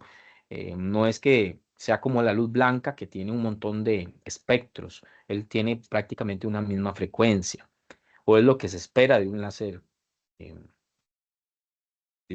¿cómo se le podría decir? Em, Perfecto. Entonces, aquí hablamos de una emisión que es la que más se usa en los láseres que compramos, esos que se compran, que se le ponen baterías y tiran una luz láser. Eso se le llama una emisión estimulada, que lo que hace es cuando el fotón, eh, un fotón incide sobre un átomo o molécula que ya está en un estado excitado. Entonces, tiene más energía de lo normal. Entonces, como resultado, el átomo regresa a su estado de menor energía y emite un segundo fotón. Ese segundo fotón, pues tiene algunas características importantes, que es que tenga la misma energía, que tenga la misma dirección y una misma fase. Entonces hace que sean coherentes entre los dos, que tengan la misma longitud de onda, o sea, el mismo color, y esa luz sea diferente a la luz normal de un foco, de una bombilla. Entonces, el láser que conocemos usa esa emisión estimulada para producir un haz formado por grandes cantidades de fotones coherentes. Varios fotones coherentes se unen y generan esa luz láser. Em, Esto va a tratar de subirles la próxima semana, por lo menos esté ahí, un video explicando el funcionamiento del láser más de forma visual. Porque vean acá, aquí más o menos tenemos una imagen, tenemos la cavidad láser, tenemos una fuente de energía de alto voltaje, que es lo que se utiliza como la fuente de energía para poder generar o que se emitan esos fotones eh, coherentes o que tengan la misma fase. em, y ya luego pues sale el láser. Esto se llama emisión estimulada. Esto se hace pues de forma, alguien lo está estimulando, que sería la FEM, aquí el aparato, el circuito lo está generando. Hay otra emisión que es espontánea, que no me genera pues un láser igual como el que utilizamos como instrumento, sino que son luces láser, como una luz láser que se emite repentinamente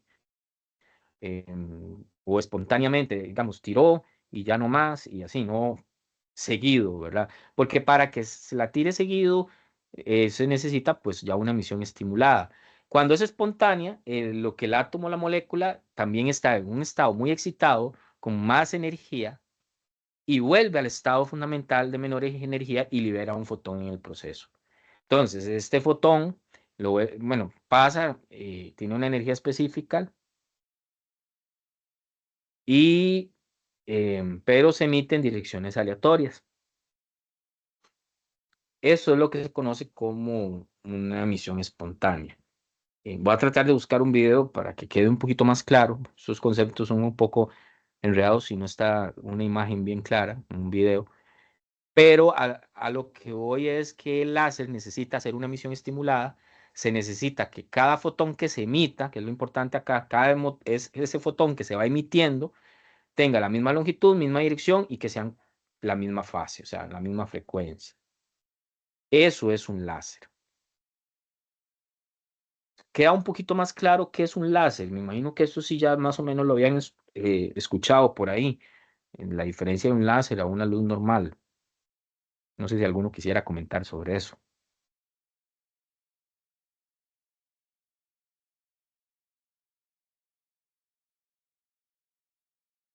Las aplicaciones son un montón, ¿verdad? Eh, Desde operaciones, porque es tan intensa que puede quemar, puede generar destrucción de materia. Esteban. Sí, no, de hecho, a consultar es que no me quedó muy claro lo de la emisión espontánea. Sí, lo que pasa con la espontánea, tal vez a diferencia de la estimulada, es que se hace el proceso similar, que digamos el átomo está muy, muy, muy excitado y, em, y luego regresa a un estado menor y emite un fotón. Y si ese fotón, la diferencia tiene la misma energía, ¿verdad? Como pasa en la estimulada, pero tal vez no se da como en las mismas direcciones, sino que es aleatorio. Entonces, eso no me hace que me genere pues una luz láser seguida o así, sino que a veces lo que se genera, había un ejemplo que es como unas bombillas incandescentes que cuando se calientan mucho empieza a pasar este proceso y empieza a tirar luces aleatorias, no en una misma dirección como un láser de emisión incidente, pero de forma aleatoria. Sí, de hecho, eso está pensado, digamos, por ejemplo, en el caso de los fluorescentes. Ujú. que los electrones del gas fácilmente se excitan, digamos, incluso por arrimándole alguna fuente de electricidad estática. Entonces, no sé, a ver si me queda claro, digamos, la parte, digamos, la radiación, bueno, el láser que trabaja con energía inducida, digámoslo así, bueno, básicamente son esos láser que utilizamos, por ejemplo, para señaladores y todo eso, y los láser quirúrgicos, que básicamente lo que hacen es Ajá, concentrar un rayo este, monocromático, si mal no me equivoco, ¿verdad? ajá, Y en ese caso, pues, de forma inducida se puede concentrar en una misma dirección. correcto. Este, ahora, en el caso del láser es luz, ok, monocromática, pero en cuanto a polarización es igual, o sea, Ujú. va en una misma dirección, ¿no? Correcto. El láser, todo va en una misma dirección. Y el Ajá, ejemplo que oh, usted pone es súper correcto. La fluorescencia. De hecho, la fluorescencia es un tipo de emisión espontánea de la luz. Entonces, que lo que hace es que una sustancia absorbe la luz y la vuelve a emitir, haciendo una emisión espontánea de fotones. ok, ok, perfecto, sí, no, entonces sí, sí, Ujú. sí, sí, sí estaba ahí en lo correcto con eso, que tenía esa duda, porque Sí, a veces a incluso vemos, diferencia por del láser, ejemplo, ¿verdad?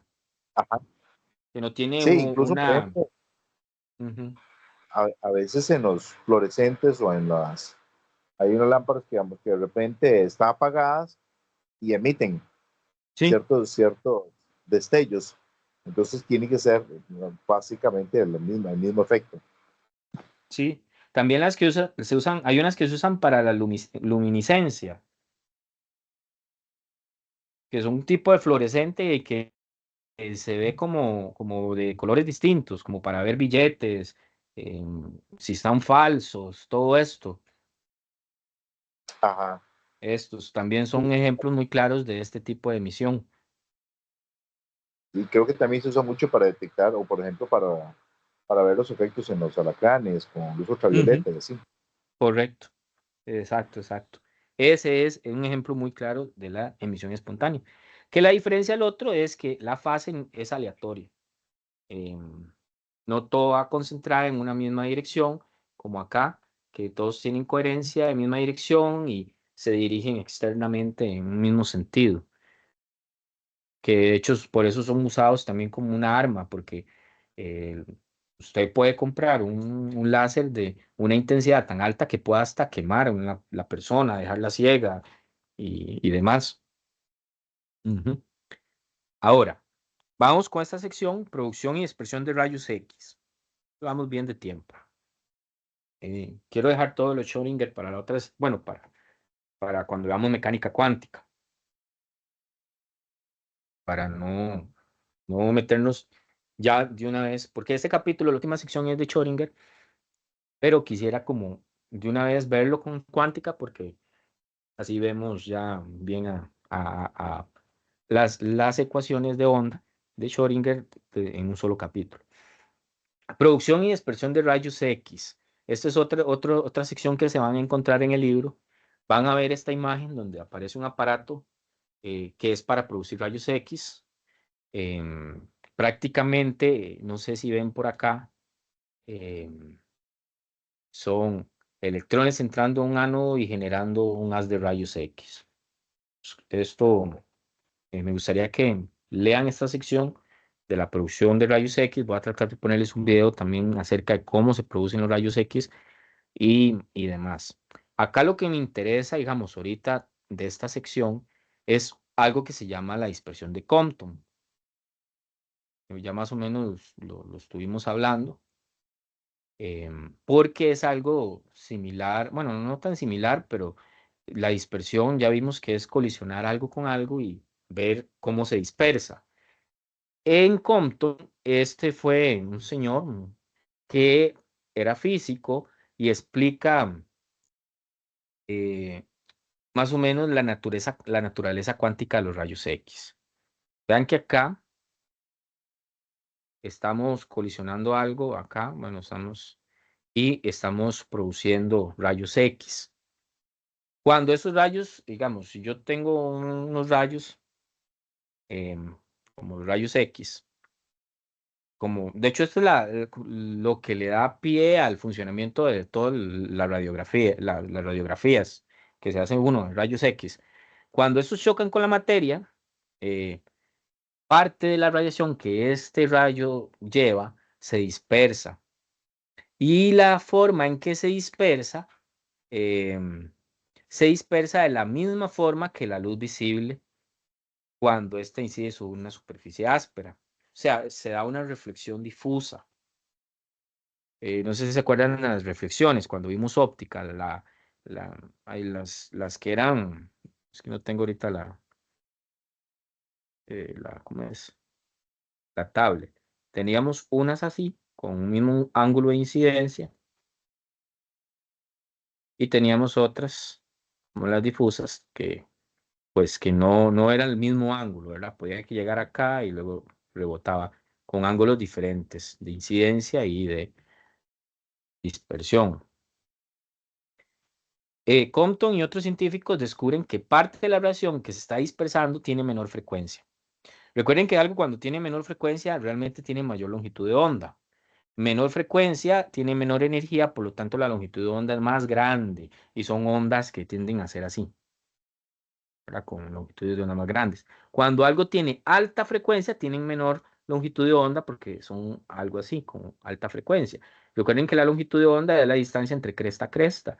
Entonces, entre mayor frecuencia, menor es la distancia cresta a cresta, y entre menor frecuencia, mayor es la distancia cresta a cresta. Eh, Acá vamos a tener esta ecuación, que es la expresión de Compton, donde vamos a tener las siguientes variables. Phi es un ángulo, que ese ángulo se forma con la radiación incidente, o sea, este angulito de acá. Viene la radiación que incide con la superficie, este angulito va a ser este, phi. ¿Quién va a ser h? La constante de Planck. M es una masa, C la velocidad de la luz.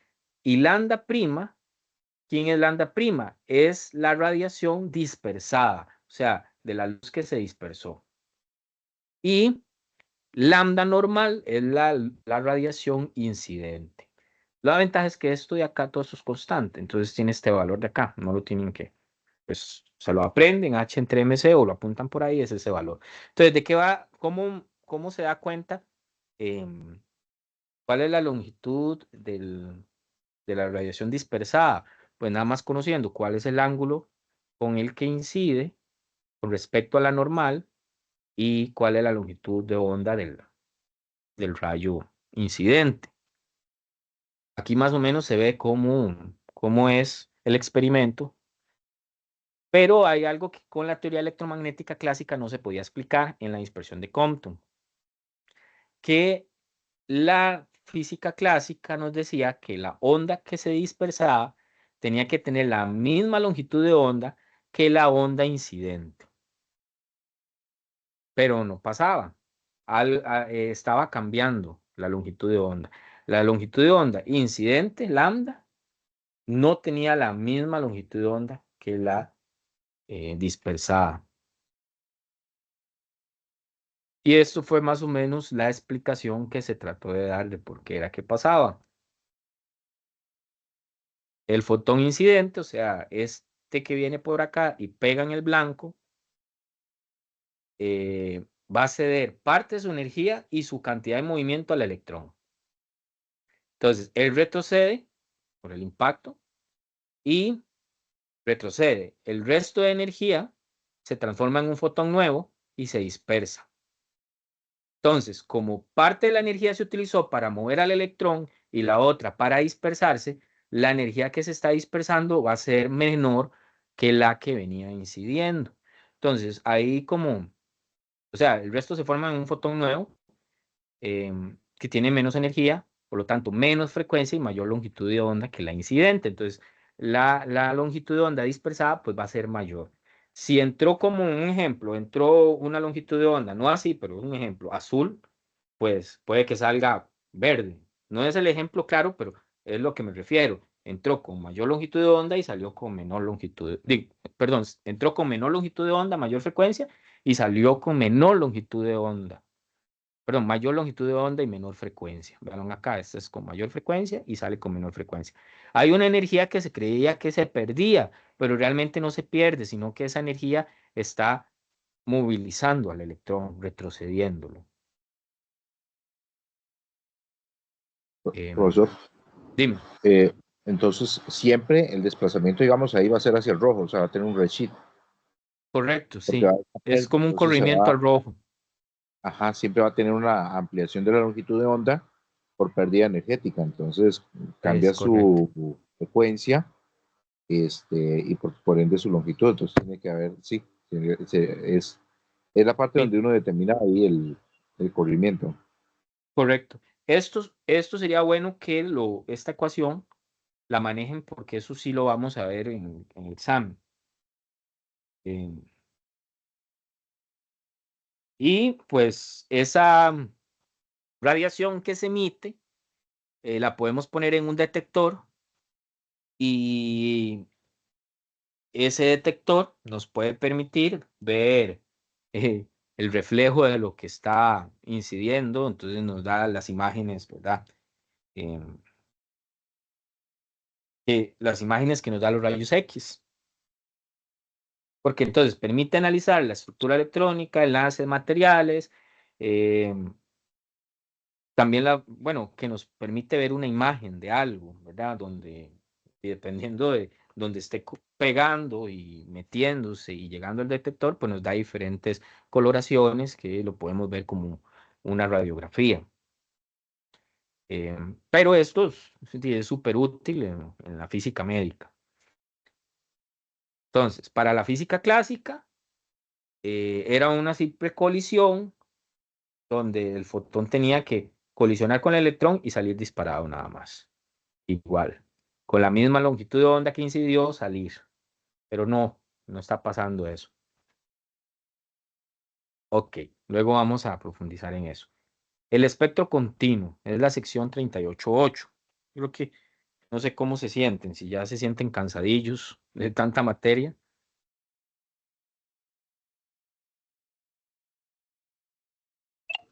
No, profe, yo voy entendiéndolo más bien. Sí, ok, perfecto. Y nos queda tiempo esta semana para hacer ejercicios. Creo que solo nos queda como, bueno, sí, faltan algunas secciones. Espectro continuo. ¿Qué es eso? Bueno, ya más o menos vimos qué es el espectro continuo, ¿se acuerdan? Al inicio, vimos dos tipos de espectro. Vamos a ver, lo pongo por acá. Sí, teníamos un espectro continuo que dijimos que es cuando el material que le estoy incidiendo la luz, bueno, la energía, bueno, sí, la energía, pues, era un sólido caliente o un líquido.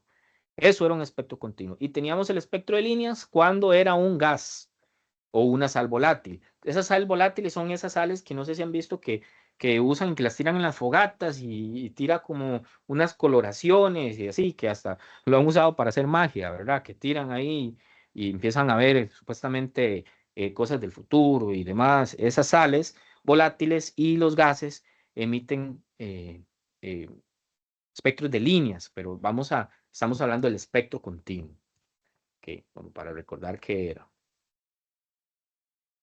Entonces, el espectro continuo, acá, acá tenemos algo muy interesante y este tema es muy bonito porque es lo que le da pie a la cuántica, por decir así, a los inicios de la cuántica. Había algo que se llamaba la radiación de cuerpo negro. Los espectros de línea son emitidos por materia en estado gaseoso cuando los átomos están muy, muy alejados entre sí. em, Cuando están muy alejados entre sí los átomos y así, su interacción es despreciable. Cada uno se comporta como un sistema aislado, eso sabemos. Los gases están muy separados, sabemos que el sólido está muy unido, los líquidos están más o menos un poquito más separados y el gas se separa totalmente, más en comparación con ellos. Cuando la materia está caliente, en estados condensados, sólido o líquido, eh, la radiación que se veía, como vimos en la imagen anterior, era distribución continua. No se daba un espectro de línea. Cuando una superficie es ideal, digamos, muy caliente y muy ideal, y, y esa superficie es tan ideal que absorbe todas las longitudes de onda de la radiación electromagnética que le lleguen, eso lo vamos a conocer como el mejor emisor posible de radiación. Eso es un cuerpo negro. El cuerpo negro es un cuerpo en el que si le entra radiación, él va a absorber toda la longitud de onda de todas las radiaciones electromagnéticas que se le den. A eso, el espectro continuo de ese cuerpo, de ese material, se le va a llamar radiación de cuerpo negro. Y había una ecuación, la ley de Stefan Boltzmann, para ese cuerpo negro, que es esta. La intensidad de la radiación de ese cuerpo estaba determinada por una constante, que es la constante de Stefan Boltzmann, esta de acá, y la temperatura de ese cuerpo. Entonces, ¿qué decía esa ecuación? Que a mayor temperatura, mayor intensidad, pero esa ecuación, si ustedes ven, tiende al infinito. Esa temperatura entre más y más y más y más y más y más sea, la intensidad va siendo más y más y más y más y tiende al infinito. Para la física clásica, así como está. Eso es un problema grave porque entonces me está diciendo que la radiación de un cuerpo puede llegar a ser infinita. Entonces, aquí entra lo de la radiación de cuerpo negro. Entonces, teníamos la ecuación sencilla, bueno, esta gráfica sencilla, donde vamos viendo que a mayores temperaturas, mayores valores de intensidad se observaban en diferentes cuerpos. Este experimento esto lo pueden hacer ustedes con la idealización de un cuerpo negro. Yo una vez hice un experimento que era, ustedes agarran una cajita, la envuelven en papel aluminio, y le ponen un termómetro para medir la temperatura y colocan la cajita en un sartén. Entonces, ¿qué pasa? Que la cajita se va a ir calentando, calentando, calentando, pero como está aislado del sistema, entonces no va, como que no se le va a escapar mucho la temperatura y ustedes empiezan a tomar datos de temperatura conforme pasa el tiempo y más o menos se forma una gráfica parecida a esta. Entonces, al final del siglo XIX, no se podía explicar correctamente la radiación de un cuerpo negro usando la física clásica, porque de ahí, la intensidad podía llegar al infinito si me absorbía toda la energía. Entonces, luego, o sea, toda la energía le iba a entrar y luego iba a emitir intensidades de radiación infinitas, que es imposible. Entonces, a eso se le llamó catástrofe ultravioleta, que lo que está diciendo la catástrofe ultravioleta era que podía haber una energía infinita a longitudes de ondas cortas. Claro, por longitudes de ondas cortas me refiero a energías muy, muy altas. Esto, Max Planck es el que entra, que dicen que Planck es uno de los creadores de la cuántica, y lo resuelve en 1900, proponiendo que la energía se emitía en cuantos discretos, que Einstein también lo utiliza para su explicación del efecto fotoeléctrico y todo lo que hemos venido hablando. Aquí es donde nace realmente, podemos decir, más o menos la física cuántica. A mayor temperatura, el pico de emisión se desplazaba a longitudes de onda más cortas según la ley de desplazamiento de Wien. ¿Qué es la ley de desplazamiento de Wien? Esto de que a mayor temperatura, el pico de emisión se desplaza a longitudes de onda cortas, o sea, mayor intensidad energética. Vea que la unidad de intensidad está watts entre metro cuadrado. Entonces, el metro cuadrado, el metro cúbico, perdón, está abajo. Entonces, eh, cada vez que sea más intenso, es menos la longitud de onda. Y iba a incrementar la intensidad total emitida de acuerdo a la ley de Stefan Boltzmann. Entonces, eso es lo que me estaba diciendo.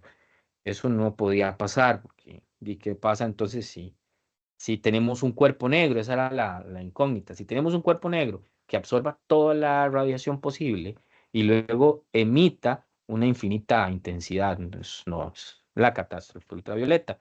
Entonces, según la física clásica, que es más o menos la ley de Rayleigh-Jeans, la intensidad de la radiación debía aumentar indefinidamente a medida que la longitud de onda disminuía, lo cual no ocurre en la realidad. Entonces, esto implicaba que un cuerpo negro tenía que emitir una cantidad infinita de energía en el rango del ultravioleta, siendo absurdo y contrario a la observación experimental. ¿Dónde se puede observar más o menos eso? El Sol es un cuerpo muy, muy caliente y el Sol tiene unas ciertas manchas solares que son negras, son oscuras. Eso no significa que ahí sea zonas de menor temperatura, sino más bien son zonas con mayor temperatura y son más o menos lo más cercano a un cuerpo negro y están, por eso se ven oscuras y están absorbiendo demasiada radiación. Entonces se supone que si esto fuera real, esas manchas solares estarían emitiendo una cantidad infinita de energía. En 1900, Max Planck logra deducir una función que se llama hoy la radiación de Planck, esta de acá, y cambia un poco las curvas experimentales de la distribución de intensidad. Y si esta ecuación, que eso es lo que hacen muchos los físicos, agarran una ecuación, la meten en una gráfica y ven cómo tiende esa gráfica al cambiar las variables, que en este caso sería la temperatura. Y para temperaturas bajas, normales, se cumple esto, que es lo que se tenía experimentalmente, porque se había hecho experimentos con de cuerpos que no eran totalmente negros, bueno, digamos, que no tenían temperaturas tan altas y se daba más o menos esto. Pero esto es una corrección, esta ley de la radiación de Planck, que permitió tener más o menos esta gráfica de acá, que compara la ley de Planck con la de Rayleigh. ¿Verdad? Lo rojo sería lo de la física clásica, que sí, vean que ya cuando tengo, ¿cómo es? Longitudes de onda más cortas, la intensidad iba a irse, tender al infinito. En cambio, para esta nueva ecuación, va a llegar un punto en donde la intensidad empieza a disminuir y ya no se daba ese problema de que la intensidad tendiera al infinito. Esa corrección de Planck, entonces, más o menos marca lo que es el nacimiento de la física cuántica. Creo que hay un foro que vamos a ponerles una cierta lectura sobre esta catástrofe ultravioleta, porque fue también una problemática filosófica muy grande en ese momento, y como para profundizarlo más, ¿verdad? No sé si hay una consulta o una pregunta de esta sección. Ahí lo iremos profundizando. Ajá, dime. Digamos, por ejemplo, en esa misma gráfica que tenemos ahí, digamos, estamos hablando de un objeto que estaría absorbiendo en cerca de 540 nanómetros, ¿verdad? Por ahí anda. A lo que se referiría esto es que después, digamos, cuando la longitud de onda disminuiría ahí, hay una caída abrupta de la energía emitida. De la intensidad de la Ajá. emisión. O sea, que se alcanza un pico máximo y después de ahí, si se sigue, digamos, por decirlo así, absorbiendo energía o una cuestión así, ya habría más bien una caída de. Correcto. Eso se le llama caída de intensidad en la ley de Planck. Es como una disminución Ajá. gradual de la intensidad de lo que se radia o de lo que se emite de un cuerpo negro cuando aumenta, eh, bueno, cuando va dándose ese proceso, que es una característica de un cuerpo negro. Y eso lo Ah, podemos explicar, creo, cuando entremos con mecánica cuántica, porque ya para la explicación ya más correcta y adecuada, ya se empieza a utilizar más la teoría cuántica para poder explicarlo.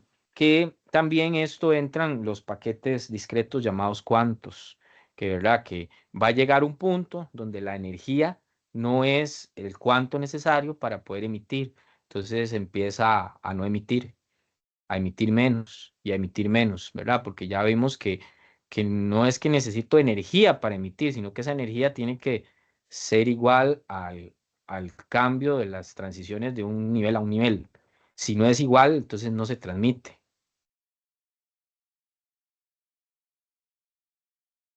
ok, perfecto, sí. ¿Sí? Entonces por ahí anda, ¿verdad? Antes no se creía eso, antes se creía que meta la energía y él va a tener más intensidad.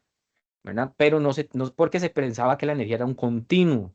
Usted nada más tira energía y es un continuo, pero no, son cuantos. Entonces son cuantos necesarios, es un valor exacto para que sea igual al cambio de la energía en los niveles de transición y generarme una fuente, emisión.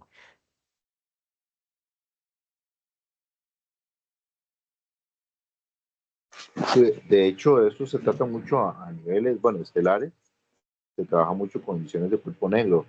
Incluso, Ujú, si más no me equivoco, se valora mucho, por ejemplo, en el caso del Sol, la energía que nos llega a nosotros proviene de la corona ujú. solar, porque la parte interna es prácticamente reabsorbida dentro del mismo Sol. Entonces, la misma Sí, energía emanada, los mismos fotones que se generan en las reacciones de fusión del núcleo solar, básicamente son reabsorbidos ahí mismo ajá, y es considerado como emisión en cuerpo negro. sí. Y vea lo curioso, no es que estemos recibiendo la radiación de la parte de mayor temperatura o de la parte, como tal vez la ecuación del desplazamiento de Wien y la de Rayleigh nos estaba diciendo, sino que lo que estamos recibiendo pues es lo que nos tira de esta línea azul. Entonces el pico de mayor intensidad no lo va a dar esa parte que dice usted, que quizás hasta tenga mayor temperatura. O esas manchas solares también. Exactamente, exactamente, sí. Sí, que de hecho se analiza que si el sol puede tener, dependiendo de la cantidad de manchas solares, pues todo eso va a afectar a la radiación que nos llega. Pero para las ecuaciones de la clásica, más bien nos decía que las manchas solares pues nos va a mandar a nosotros mayor radiación. Sí, exactamente. De hecho, también está relacionado mucho con el campo electromagnético del Sol y los ciclos solares de cada 11 años. Sí, esos son temas muy interesantes. Creo que eso lo podemos ver un poquito cuando veamos el ciclo de vida del Sol. Sería interesante, porque hay una página muy bonita que cualquiera puede acceder, que le da acceso a los satélites que observan el Sol. Y, y podríamos hasta poder acceder a algunos para ir viendo todas esas observaciones, ver lo de la corona y toda esta cosa. Sería como interesante. Y volver a este tema. Ujú. Que en este momento nos da eso de la catástrofe ultravioleta, que fue algo que sucedió en su momento y permitió el inicio de la cuántica. Estamos, sí, vamos bien con el tema. Estamos bien. Ok. Em, claro, aquí, si alguno entrevista a un físico teórico y así, sería bueno que les pregunten cómo se trabaja en todo esto, ¿verdad? En mi caso, yo solo soy físico, bachiller en física, bueno, también profesor de ciencias. No soy máster en física teórica, o no soy astrónomo, no tengo una maestría en astrofísica, solo soy bachiller en física. Pero si ustedes lograran entrevistar a un máster en física, en astrofísica, ellos tienen un conocimiento muy profundo de todos estos temas. Y más que todo, algo que tal vez el bachiller en física no va a tener, que es la experimentación, porque ya han experimentado mucho en esto y podrían hasta darles, ¿cómo es? Una explicación más amplia de cómo ellos eh, obtienen toda esta información. O sea, cuando tienen que analizar el sol, cómo lo hacen, qué instrumentos utilizan, cómo acceden a los satélites, si eso es de acceso público. Todo eso sería muy bueno que lo pregunten para que sea más rico ese trabajo colaborativo. Vamos entonces ahora con la dualidad onda-partícula. Esto ya más o menos lo hemos metido ahí, que no lo voy a profundizar mucho porque aquí es más que todo algo conceptual, la dualidad onda-partícula. Eh, Primero, la visión de la luz como una onda, que ya más o menos lo hemos venido viendo. Esto se hace por medio de experimentos como la interferencia y la difracción. Vea que estamos hablando de los años 1800, eso es mucho más antes del efecto fotoeléctrico y todo lo demás. Ya se concebía la luz como una onda por algunos experimentos que cuando la luz pasaba por una franja de interferencia tenía un comportamiento ondulatorio. Eh, También cuando lo incidían sobre dos rendijas tenía también un comportamiento ondulatorio. Em, Aquí más o menos se ve, ese sería el comportamiento ondulatorio. Si fuera solo una partícula, pues usted lo tira por una de estas rendijas y lo que vamos a tener solo es aquí un patrón en el puro centro, pero no, se obtiene un patrón en todo este trayecto. Voy a poner el puntero láser, pero no es un láser, ¿verdad? Ya vimos que no. así le llama PowerPoint. Todo este campo de acá, ahí podemos ver los patrones. Puede ser que esté más concentrado acá, haya menos concentración en algún lado. Entonces, eso no lo da una partícula, entonces ahí es donde la luz se considera una onda. Entonces, vea que esto se convierte en otros puntos de inicio otra vez para generar otros patrones. Y las interferencias se dan cuando se unifican. Muy similar al agua. Hay experimentos que se hacen para estudiar esos patrones con el agua. Entonces se pone a oscilar el agua con un motorcito que la golpee, y haciéndole golpecitos con un movimiento armónico simple, ta, ta, ta, ta, ta, y va generando ondas. Y esas ondas pasan por diferentes rejillas y se forma de forma similar a como lo que tenemos acá. Em, Albert Einstein explica el efecto fotoeléctrico suponiendo que la luz estaba compuesta por cuantos de energía llamadas fotones. Él lo veía más como una partícula en su explicación. Entonces, ya luego, bueno, el próximo tema, Schrödinger lo va a entrar más fuerte pensando a la luz como una onda. Entonces, ve aquí la diferencia. Si hubiera sido partículas, todas van a estar concentradas acá, luego van a estar concentradas en dos puntos acá. Y si fuera una onda, entonces lo vamos a tener así. Claro, esto podemos decir, sí, siempre va a ser una onda, entonces es una onda, pero no, resulta que muchas veces se hace el experimento y se obtienen solo dos franjas.